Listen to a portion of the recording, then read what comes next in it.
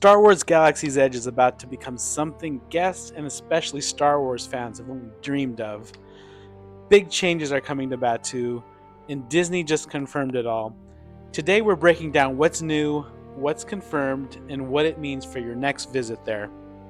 Quick reminder, if you love staying ahead of Disneyland and Galaxy's Edge updates, make sure you're subscribed for weekly park news, deep dives, and what Disney confirms next.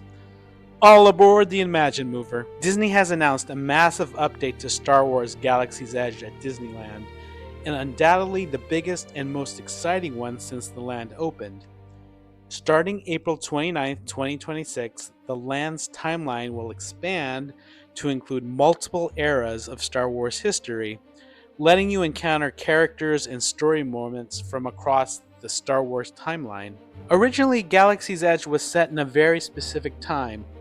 It was locked between The Last Jedi and The Rise of Skywalker.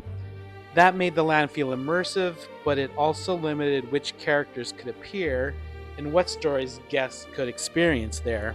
Now Disney is unlocking that timeline. That means the Galactic Civil War era of the original trilogy, the New Republic era of primarily the Mandoverse, and the Age of the Resistance and First Order era of the sequels all become part of Galaxy's Edge storytelling. Disney refers to it as the Black Spire outpost rolling back in time several decades. Here's what's confirmed for character appearances at Galaxy's Edge. Darth Vader, the iconic villain of the original trilogy, will arrive in Black Spire outpost, walking among guests alongside Imperial stormtroopers seeking Luke Skywalker.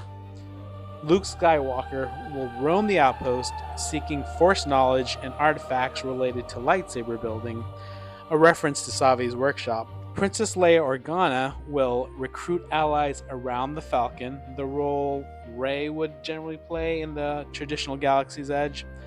Leia will be wearing her white battle-ready outfit, which is a reference to how she appears in the comic books.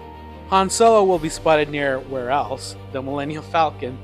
This has always been a huge hole in Galaxy's Edge. How can you have the Falcon without Han Solo? Now we'll actually have Han and Chewbacca hanging out together. It doesn't get any better than this. Or maybe it does. Luke, Leia, Han, and Chewbacca will reunite as well. Imagine the line for these photo ops. And to cover all the Star Wars eras, Ahsoka Tano and the Mandalorian Grogu will be spotted near the marketplace area, with Rey exploring the area around Rise of the Resistance. It seems like Disney is trying to keep the different areas separate by keeping the characters in their own sections of the land.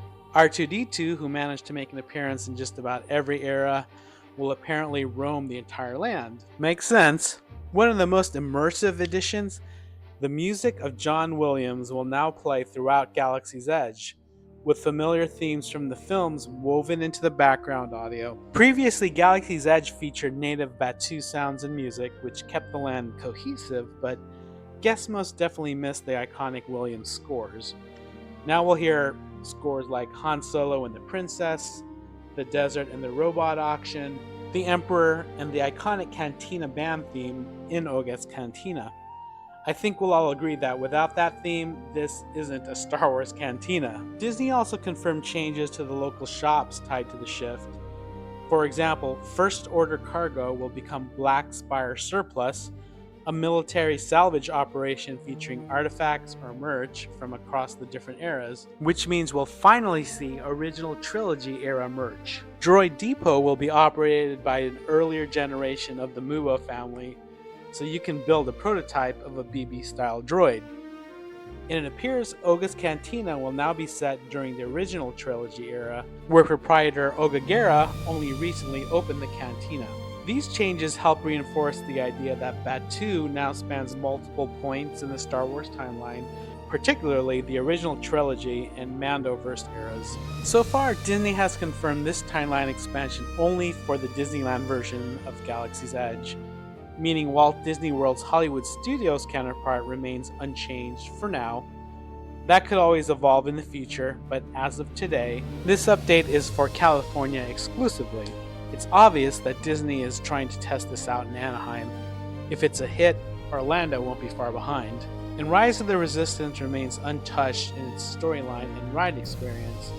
No narrative overhaul has been announced. So what does this mean for your future visit to Galaxy's Edge? Expect more character interactions than before. Expect expanded music and ambiance.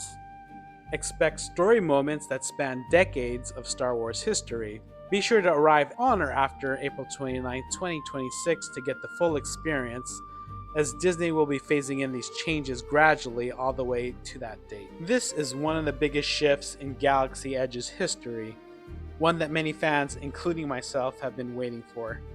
It marks a new era for the land and unlocks numerous storytelling and experiential possibilities. This, in addition to the Mandalorian and Grogu overlay in Smuggler's Run, will make 2026 the best year yet to visit Galaxy's Edge and explore Batuu. Subscribe to our channel as we'll cover updates as they happen at Galaxy's Edge. See you soon!